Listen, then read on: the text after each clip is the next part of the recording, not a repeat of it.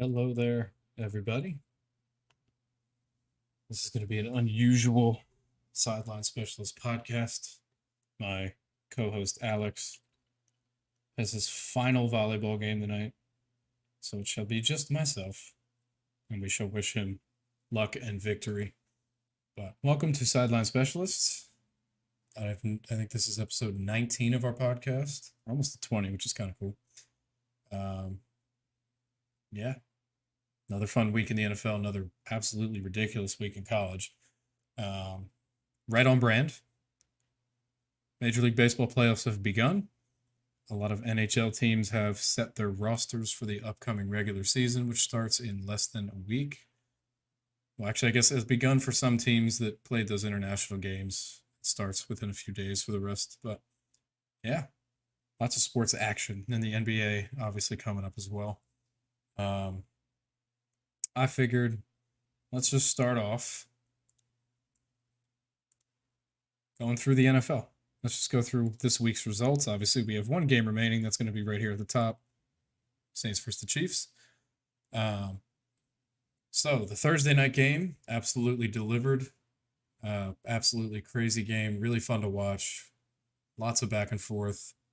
Buccaneers probably gave it away at the end, but at the same time, that is not to take away from the Falcons whatsoever, as Kirk Cousins had 509 yards and 4 touchdowns. Very impressive.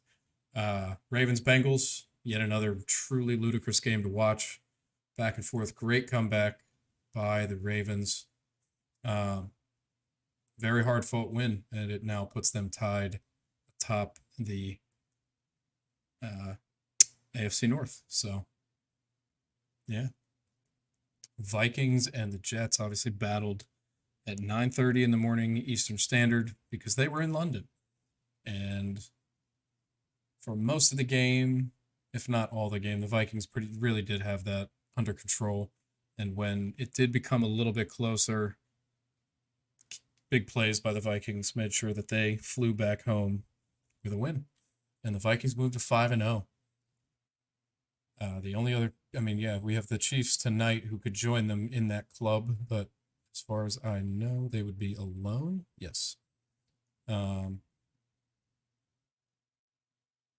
Truly shocking, though. It needs to just be said, right? Obviously, nobody on their bingo cards had Vikings 5-0, but it's really cool. I'm happy for a lot of the players in that team, in particular Sam Darnold. Just a cool story. Glad to see him finally with a team built to win, and he seems to be thriving, and that's a wonderful thing. Bears, Caleb Williams has another 300-yard performance. I know it's the Panthers, but 36-10 at home. Very solid game. They're 3-0 at home. They can't win. We need to see them win a road game. They have not won on the road yet, so that'll be obviously a big test regardless of where they play. The Dolphins-Patriots game was not really interesting, but we knew it would be that way. Obviously, Tua is out for an indefinite period of time at this moment. Just a lot of injuries across the board here, and then obviously with the Patriots, offensively they do not have what they need to score. Is just the honest truth at this point in time. So Dolphins get that win on the road, move to 2-3. And we will see how they go the rest of the way. Commanders are absolutely on fire. And even with one of Jaden Daniels' more lackluster performances passing, he did end with 320 all-purpose yards passing and rushing. So still not horrible. And they get a very, very dominant, easy win against a struggling Browns team. The Jags have finally won a game, everybody. They did it. They avoid the 0-5. They get a win against old man Flacco. Barely. The Colts scored 24 points in the fourth quarter. Almost had him. but the Jags escape with their first W. Houston really did handle business for the most part against Buffalo. I'm actually going to open this up because, as you can see here, Josh Allen was 9 of 30 passing. 9 of 30. It is the worst completion percentage ever by a quarterback who has passed or who has attempted 30 or more passes. The worst. Not a good day for anyone who had any Bills receivers whatsoever. If you had James Cook, you're chilling. If you did not, I'm so sorry. Yeah, but Houston gets it done, moves to 4-1, 3-0 at home. Buffalo has now lost two in a row, one very handily last week at the hand of the Ravens, and this week closer on the score sheet. But if you watch the game, it did not look like a two-sided game. Broncos moved to 3-2, winners of 3 straight games. Bo Nix is starting to find his stride a little bit. He did yell his ass off at Sean Payton, though, so I would like to look that up and read more into that. But yeah, they're starting to get rolling. Their defense is definitely looking a lot better than I think everybody expected, with so many players leaving. But a lot of the key guys are still there, and Pat Surtain is reminding the world why he is a top 3 corner in the current NFL. Cardinals with a massive fourth quarter comeback against the 49ers on the road, stunning San Francisco at, I believe, is it Levi Stadium? Yeah, I watched the highlights of, I did watch the highlights of all the games today just to see if there's anything crucial I missed, but yeah, Kyler, very well composed, clearly wanted this win. Defense stepped up massively in the second half. Obviously, there's 2 goose eggs in the third and fourth quarter there for the 49ers. I'm impressed. Cardinals have been in some very close games this year, some winnable, some losable. This one they took, and I hope they could grab that energy and move forward with it. All right, let's see. Packers-Rams. Game was a lot closer than it ever should have been, in my opinion. With all the injuries to the Rams, I think it's just a testament to how good Matt Stafford still is. 29 of 45 for 260 and a touchdown with Tutu Atwell at wide receiver 1 is very, very impressive. Obviously, Kyren Williams did have a good game. He did fumble, but they really did have to put the load on just a few of these guys' backs instead of their normal roster, uninjured, which is able to shoulder that a lot more easily. Probably biggest shock of the week is this game right here, and I think the Giants travel to Seattle without Malik Neighbors and get a win on the road in one of the loudest, rowdiest stadiums in the NFL. Tyrone Tracy in for the injured Devin Singletary, 18 carries, 129. Very, very impressive. And then Darius Slayton to fill in basically as wide receiver 1 for Malik Neighbors, gets 8 targets, 122. Daniel Jones had a very composed, solid game. He did fumble, but they did not lose that fumble. Great play from him. I know he's obviously stoked with that. I mean, we criticize him heavily, but if a guy shows up for a certain game and plays well, we'll tip our hats, and he played a great game in a very hostile environment. Geno, not even, I mean, it's not a great game, but it's not horrendous. And their O-line was really not helping him out at all. So they tried to battle. Late in the game, what would have been the game-tying field goal was run back for a touchdown, and that pretty much sealed the deal. Crazy way for a game to really be sealed, but it was very, very compelling to watch. And the final game that has been completed up until this point, the Cowboys travel to Pittsburgh and get out of there with a win. Their defense definitely stepped up in a lot of ways, held Pittsburgh's offense to 134 yards passing and 92 yards rushing. That is a rough day. Obviously, Dak did throw 2 interceptions, and that is what was crucial in allowing Pittsburgh the chances to score, shortened fields, and they did take advantage, but it was a very rough game for Pittsburgh. They're going to really need to look to bounce back. I need to remind myself they have the Raiders next, so it is a good opponent to attempt to bounce back on. Let's be honest. But Dallas now 3-2. They have not won at home, but they have won all their road games thus far, and they will face off with the Detroit Lions in Dallas next week. So we'll see if they can get their first home win. That is about as tough as it gets of an NFC opponent there. So not an easy one by any means. We are going to move over now to our power rankings because this has to change. This absolutely has to change. So first thing we're doing, Buffalo. We are just going to yoink them right away. Right away, we're yoinking them. I don't see anything else to do there. Seattle, Houston, Washington.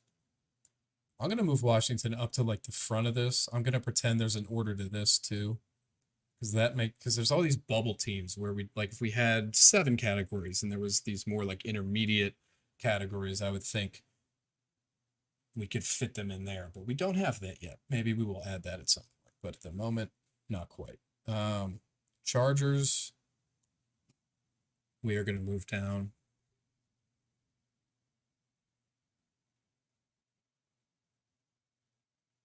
Yeah, I think I'm fine with that. Just basing their performance against the Chiefs, right? I mean, you're up 10-0. Rashee Rice is out for the rest of the game from the first quarter on, and they never scored again. And I know the Chiefs are the Chiefs, but I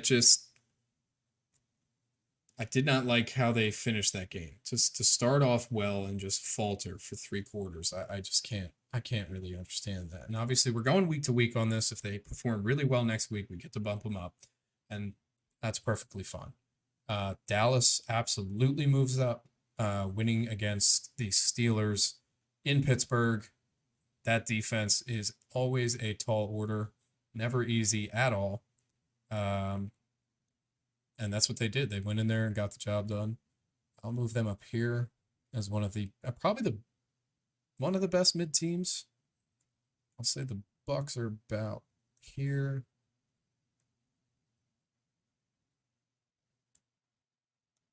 I'll do that because obviously the Falcons beat them. Let's see. Anybody down here? I can move the Bears up. They have a winning record. Credit where credit is due. Let's see. Panthers can move back down. And because the Jags finally got their first win, we will just spread some love and we will just let them be out of the cellar for 1 week because I'm pretty sure they're going to fall back down there. I have this hunch.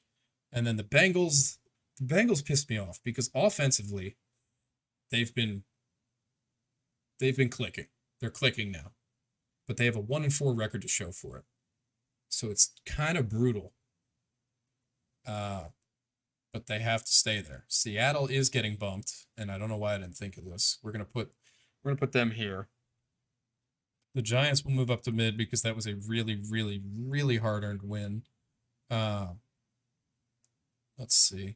I'm trying to think. You know what? Let me look up the full standings. NFL standings. Because I want to get a real... Let's see. So we'll do...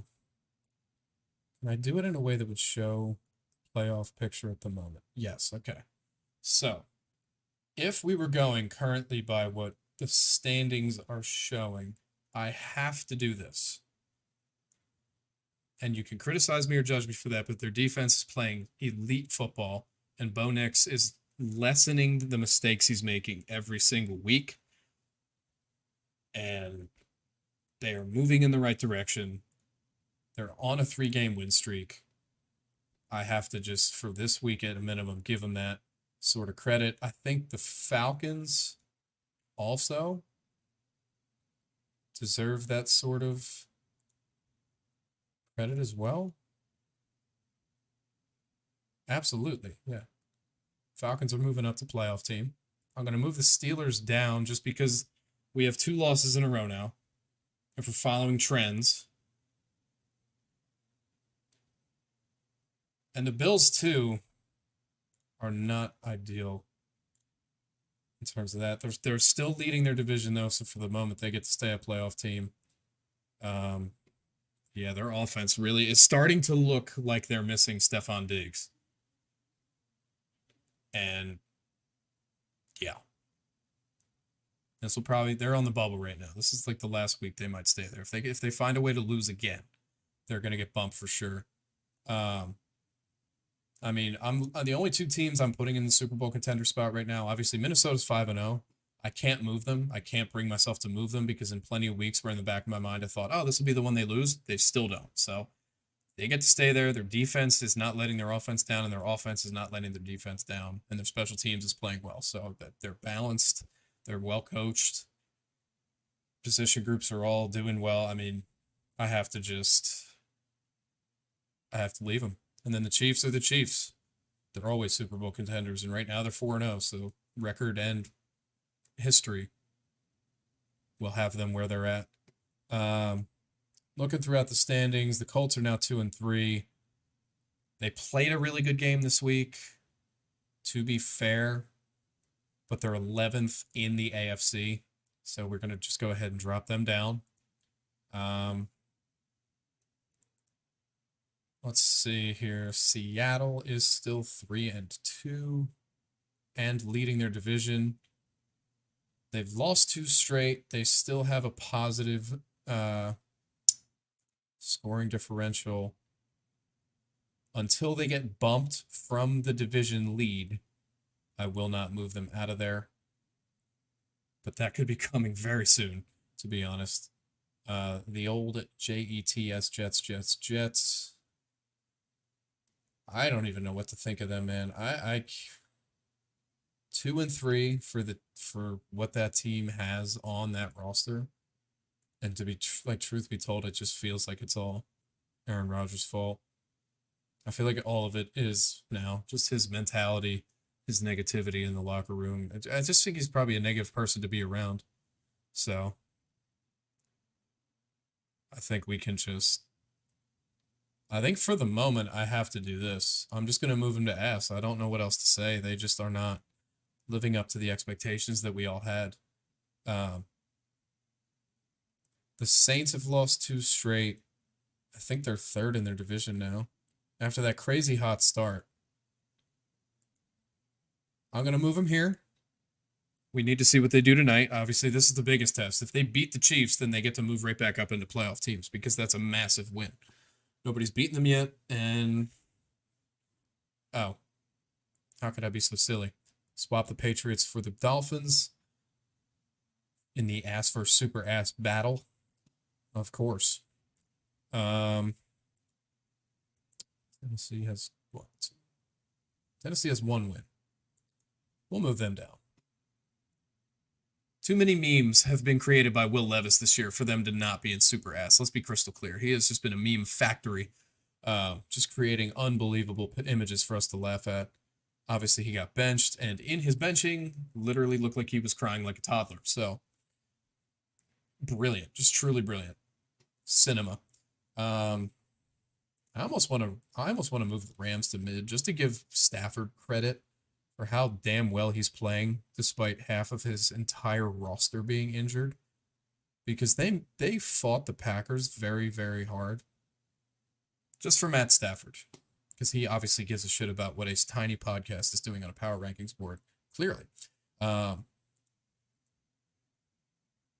yeah, I think he's been great. Power rankings. I apologize, everybody. Save this. And then download it. Make sure that it worked. Get that out of the way. Let's open photos. Okay. It was effective. I can get.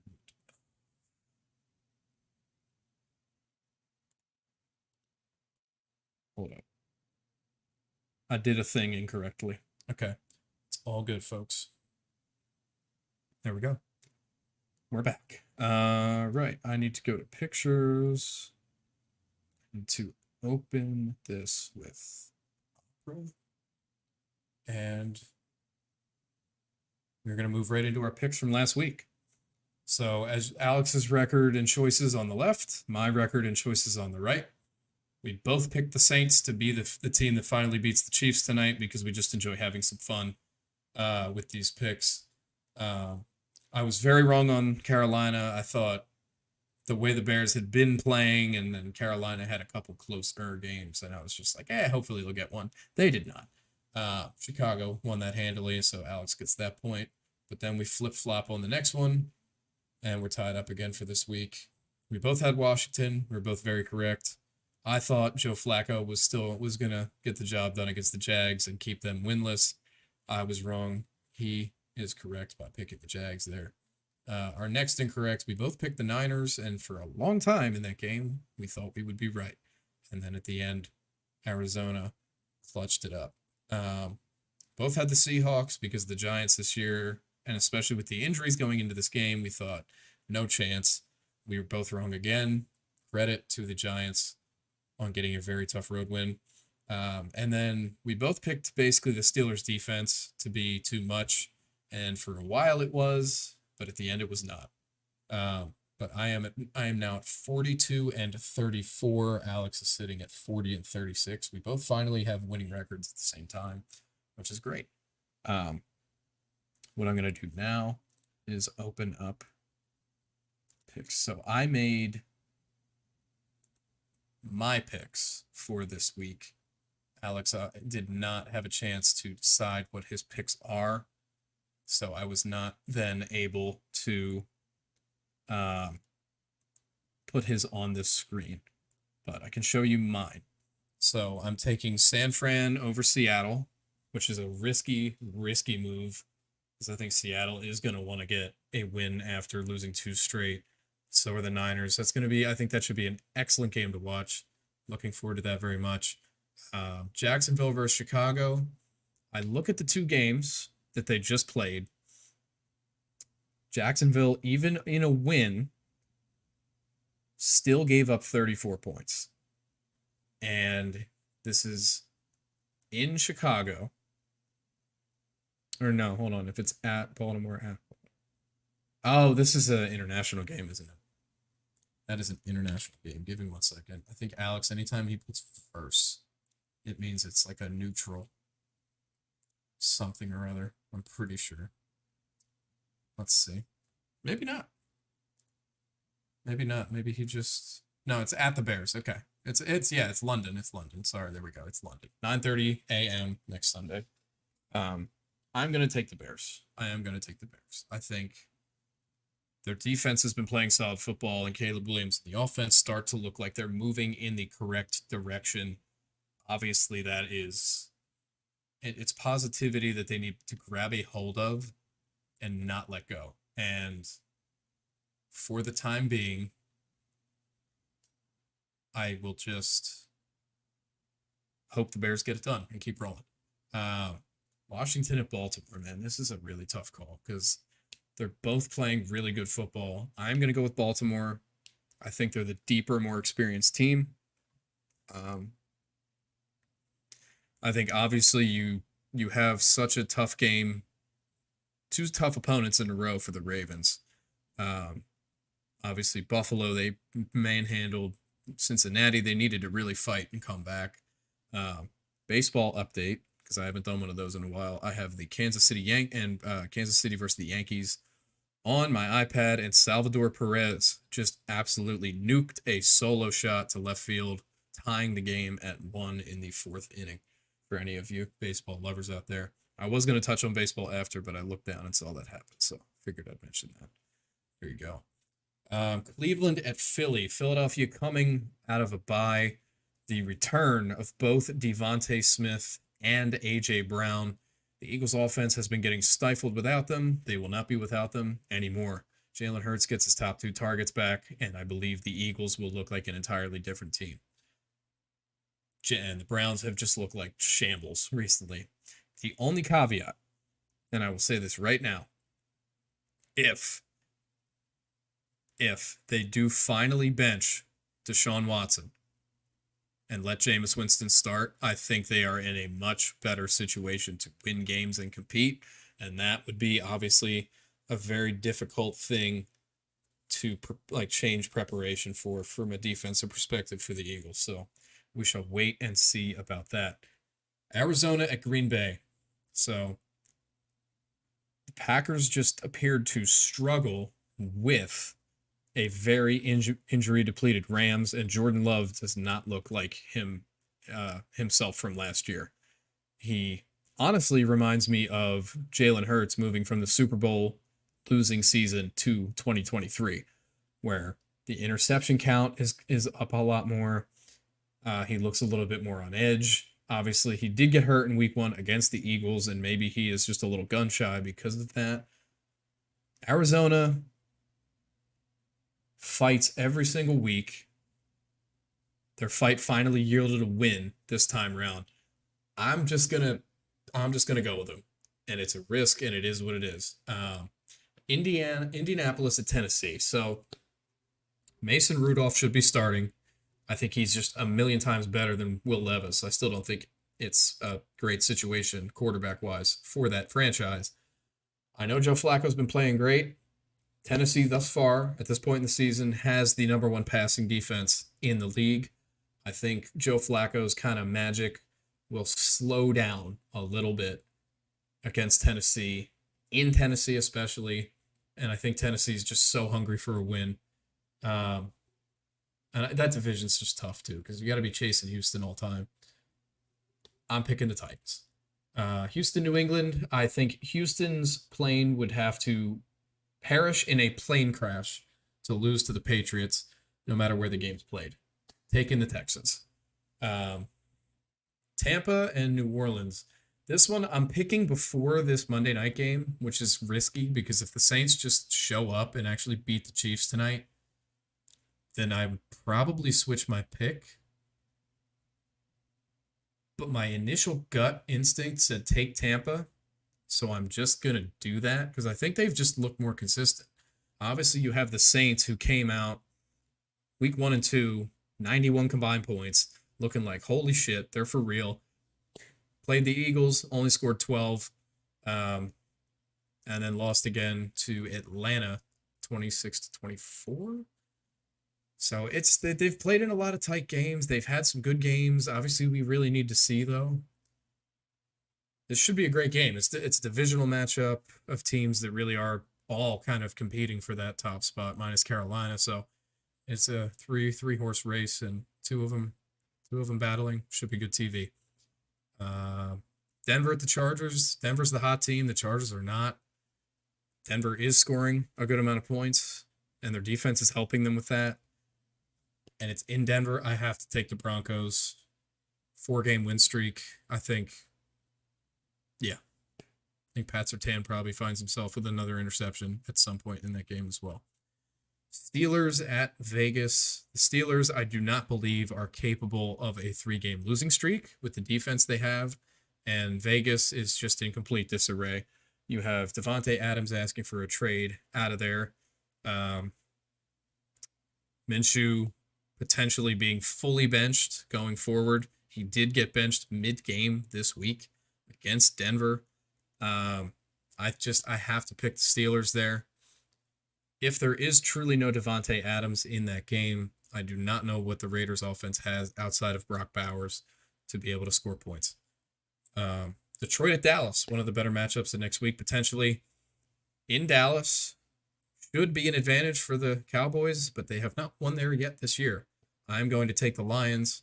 I believe they may be the best team in the NFC. They obviously they lost a game earlier this year that we all think they should not have lost, and they've played well since. I just have to take Detroit. Jameson Williams is truly looking like a number 2 behind Amon-Ra St. Brown. The duo of David Montgomery and Jahmyr Gibbs looks maybe the best duo in the NFL. They're rolling, so I think they'll continue rolling. Atlanta, Carolina. Atlanta's hot right now. Their offense is absolutely like kicking ass. And Carolina they're not a franchise capable of winning football. And it's very clear now. And I probably will not be picking them again. Um, yeah, they put Bryce Young back in the game, and he made one nice throw. But it was a game that was already over, so it is what it is. Cincinnati at New York. New York, despite coming off an excellent win, I think Cincinnati is going to be cataclysmically pissed off that they are 1-4. And if Burrow plays anything like he did this week against the Ravens, despite the Giants getting a win, one of the touchdowns out of the 29 points that they did put up this week was on a blocked field goal return for a touchdown. So even with some big performances by guys stepping up, they were really not scoring a ton. And if Cincinnati's offense can continue at the pace that they've been at, the Giants should not be able to keep up with that. But we shall see. If the Bengals O-line sucks, the Giants D-line is very good. So we shall see. Buffalo at New York. After that performance from Josh Allen and the demolition they took on the scoreboard last week against the Ravens, I just don't have faith in them. And you're on the road again. I think I have to take the Jets here. The Jets cannot be happy with where they're at, obviously. And in a big divisional game, it would have them tied for first in the division. I think the Jets will get this one done. I know I'm criticizing them a lot, but I'm just trying to follow the trends of this season so far. And everything to me says the Jets will win this one. Going forward, I don't know if I would change my mind on that. Obviously, the buys. If the Chiefs win tonight, we will, in fact, have both of our 5-0 teams on a bye next week, as well as the Rams and the Dolphins. Rams and Dolphins, definitely very happy about that with all the injuries. Take a much-needed break. Baseball update part 2. Tommy Pham gets the clutch single with a man on second, and the Kansas City Royals take the lead 2-1 over the New York Yankees in the top of the 4th. Only one out, still a man on, and Hunter Renfroe steps up to the plate. All right. So that's it for our picks for next week. Trying to think. You know what? We'll just hop over to this, right? So there's your score. There is indeed your score. But we're just going to move to overall scores. So obviously, day one of the playoffs, or the NLDS, I apologize. We had the Mets defeating the Phillies 6-2. We had the Guardians defeating the Tigers 7-0. The Tigers mysteriously sort of had a bullpen game in game 1, and Skewball went tonight instead. It seems to have worked out, and we'll get to that in a moment. Yankees, in a very back and forth game that was flip-flopping leaders, took game 1 over the Royals 6-5.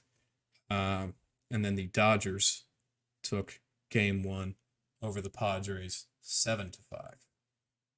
Then we move into Sunday. So we had the Phillies in yet another back and forth game. Walk-off by Nick Castellanos. Sealed what was an incredible game of baseball for the Phillies. Series is tied, and they now head to New York. And then the Padres truly demolished the Dodgers. They had 6 home runs in that game. It was never close, and Tatis was superhuman, to be honest. And Yu Darvish continues to be an excellent playoff pitcher. I'm a Phillies fan. Even in the year the Phillies made the World Series and they defeated the Padres in the championship series to make it, Darvish only gave up 2 runs in that game that he pitched. He's an incredible pitcher, such incredible longevity. Started his career obviously with the Rangers when they back-to-back World Series appearances. So awesome to see him still going. And then games today, we had the Tigers behind Tarek Skewball's incredible performance, winning 3-0 on a 3-run jack off Emmanuel. I think it's Clase or Clase. I actually do not know how to pronounce this guy's name, and I'm not going to butcher it. I just said 2 options, probably neither of them. Out of nowhere, truly out of nowhere, he gave up a 3-run home run in the top of the ninth. I believe it was off him at least. Let me see. I'm probably talking out of my ass. I had the game on, but I wasn't that focused, and that's kind of embarrassing. No, it was. Okay, yep, here it is right here. With 2 outs, too. Oh, that's brutal. Absolutely brutal. But let me see. Skee Ball went 7 whole innings, giving up only 3 hits, striking out 8. Tigers played a fantastic game. They evened the series up. If the Royals win tonight, every single divisional series matchup will be tied at 1-1 before changing cities, which will be really awesome. I love getting more baseball. So if every series would go a minimum of 4 games, I would love that. Really looking forward to the rest of these, though. They've all been compelling. This game, the Tigers-Guardians game today was a little bit boring because no scoring happened until literally the top of the ninth. But that kind of moment just felt incredibly exciting. So obviously tomorrow night, 5:08 first pitch, we will have Aaron Nola on the mound for the Phillies facing Sean Manaea for the New York Mets. And transferring over to the Padres stadium, we will have Michael King on the mound versus Walker Buehler. 2 very good matchups there. And we move into Wednesday, the full slate for the second time of this divisional series. 3:08, we will have the Guardians facing the Tigers. I think it's Alex Cobb versus yet to be decided for the Tigers. 5:08, we will have Ranger Suarez on the mound for the Phillies facing Jose Quintana for the Mets.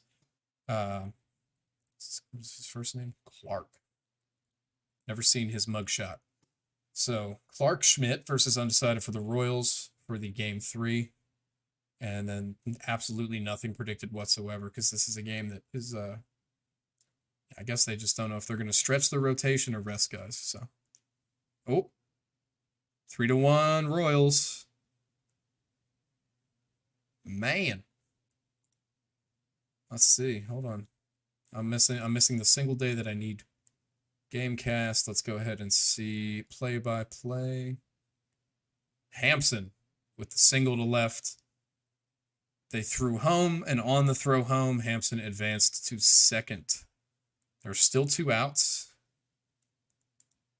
And the Royals are making it count right now. They have Michael Garcia coming up next. Let's see if the full batting order is visible over here. That would be lovely. Okay, so if Garcia does manage to get a hit here, Bobby Witt will come up. And he is definitely looking to start hitting the way he was in the regular season. And it actually appears as though the Yankees may be done with Carlos Rodon for the night. If I just look down, they cut to commercial, but it appeared as though he was leaving the mound. 7 Ks, but he's also given up 7 hits today, so not the performance he was looking for at all. Whereas old Cole Reagan's on the other side, having a very solid game thus far. Only given up 1 run on 3 hits. He has 3 walks, which is what contributed to the run. There were just too many base runners. But he is definitely, so far on the scoreboard, pitching a better game. But yeah, that's it. We'll call that it. We'll call that good for baseball. Call that good. I'm going to go to NHL here real quick because I actually want to see. That was a canceled game, obviously because the hurricane is coming.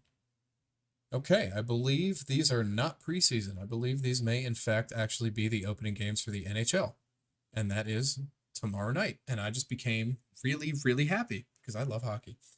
So, opening games for the NHL tomorrow, 4:30 Kraken and Blues, 7 o'clock Panthers Bruins, and 10 o'clock Utah versus the Blackhawks, a.k.a. the Coyotes versus the Blackhawks. Then Wednesday, slightly bigger slate. I don't think my Flyers play until like effing Friday, which makes me really mad. Yeah. Flyers open at 10 p.m., which I'm actually fine with because on Friday, I'm off Friday, so it doesn't even matter. Sick. All right. I might actually do a little mini stream late at night for that game. Because all right, so this is going to sound stupid. So I've lived near Philly my whole life. I've always been a Flyers fan. I have had family living in Vancouver my whole life. So since I was a toddler, I've been sent a bunch of Canucks stuff. So I've always followed and cheered for the Canucks as well. So it is actually kind of funny for me, at least, that my two favorite teams of my entire life face each other to open their seasons. And I'm really looking forward to watching that now. So, yeah. Everybody who is an NHL fan and viewer, get excited. We're back.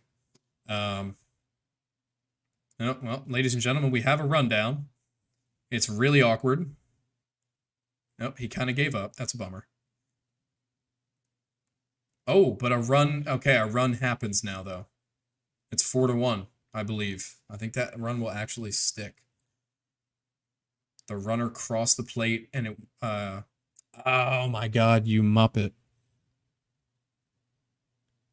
Why did, he hit a single to right, assumed the throw would be going home, but I think it was Glaber who ran from the left field side of second base all the way to the pitcher's mound to cut it off and had him in a rundown. That was a great play by the infield, the Yankees there, to keep him from getting to second, keeping the inning alive. But it's 4-1. Great inning, lots of grit from the Royals there. Pretty much all of that with 2 outs too. I'm very impressed by that. I can get rid of that. I can get rid of this. I have like so many pages open, so if you hear me talking kind of to myself, I do that all the time. I don't really know if there's much else to go over. I think the one thing we'll do is what we've been doing for a few weeks, and I'll probably be horrendously bad at it because I'm by myself today. God.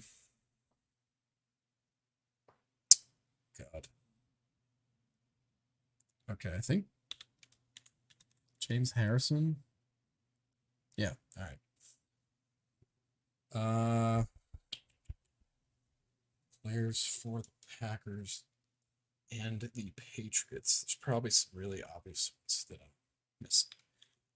Reggie White must simply have been a first-team All-Pro, correct? Okay.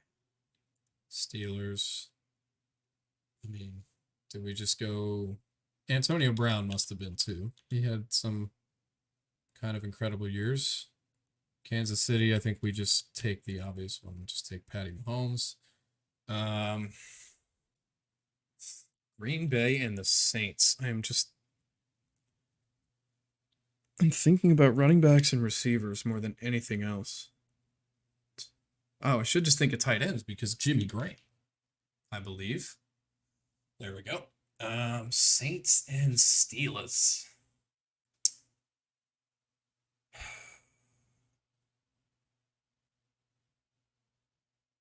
There's so many random receivers that have gone to so many other places from the Steelers.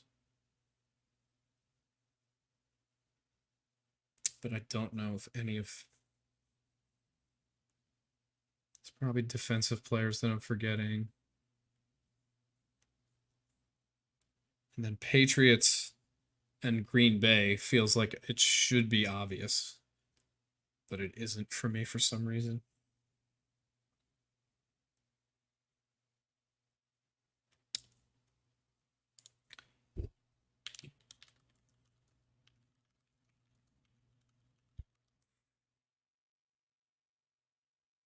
Okay. Oh, okay.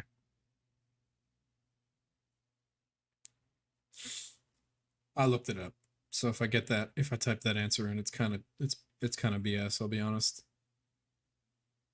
The one name that jumped out at me was Martellus Bennett because I did know that, but it's not like a huge name. He split a season with both teams basically. And to be honest, a lot of these names are not like Steve McMichael. Obviously, we all know who he is, but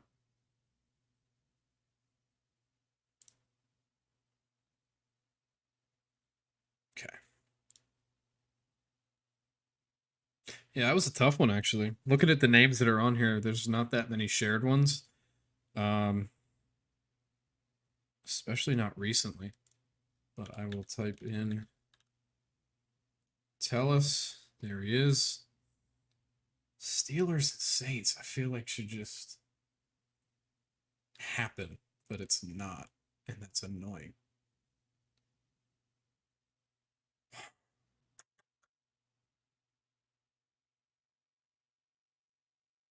Chiefs, Saints.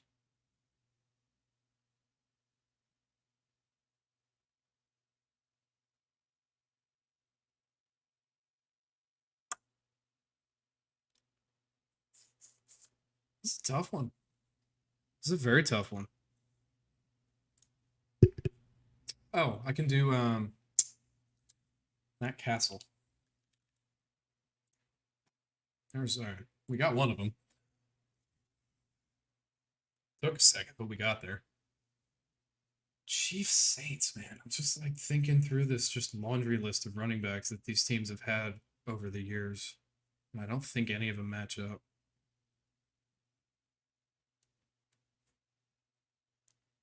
And then receivers wise, I don't think they match up either. I'm just not that good at defensive players, to be honest. Especially like D line. Because that's where I'm like imagining there's probably some layover.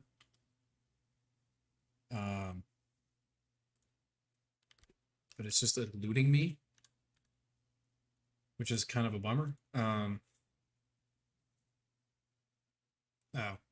that was a slap in the face. Willie Gay. I should probably get that. Joe Horn, J.C. Horn's dad. Chase Daniel. Piss off with the Chase Daniel, bro. The hell. That's actually really funny. CJ Spiller. I knew there was a. All right. I knew in my head there was a running back, but he was such a like tweener, especially for the Saints when they had him because they just wanted to pair him with Mark Ingram. And he was there in 2017 and played one game for the Chiefs. I knew he was a Saint, but I didn't know he was ever actually a Chief. That's like, let's see. Kurt Coleman. Okay. Jack Del Rio. Can I put that in? I actually have to do that. Count it. Some of these are Willie Gay currently. Obviously he was a Chief from 2020 to 2023, and he is currently a Saint. He eluded me for sure. Very, very good player though. Not to knock him at all. It's just simply my brain being a potato. Steelers. Let's do players for Steelers and Saints. Because I know there's going to be one on here that I'm probably going to get mad at. I know it's going to happen. But I'm curious to see what it is. Emmanuel Sanders. Okay. Obviously, he's yet another one of those just pack of receivers that the Steelers had between like 2010 and 2015 that like were either good with them or went elsewhere and stayed good. Like you had Martavis Bryant, you had Emmanuel Sanders, you had Mike Wallace, you had Santonio Holmes. Just a couple years before that window, I said you had Antonio Brown. I'll toss Emmanuel Sanders in there though. I did actually really like Emmanuel Sanders. Solid player. 12-year career as a receiver is absolutely nothing to laugh at. And yeah, actually just for the sake of it. What a career. 172 games. 704 receptions for 9,245 yards, 13.1 yards per catch, 51 tuds. Enjoy your retirement, my guy. That's dope. All right, guys, that is going to do it. I'm surprised I was actually able to do an hour by myself. It's a lot easier to do this when you have someone to bounce off of and kind of share like ideas with and spitball with to figure out just kind of where our opinions really lie. But if you stop by and watched for any amount of time. We really do appreciate it. It'll be back to our regularly scheduled and like normal manned podcast next week. But we really do appreciate it. This has been really fun for us. Hopefully this has just provided you guys with something to watch when you're bored or even just listen to. But yeah, we will see you again very soon. Appreciate all the love. Peace.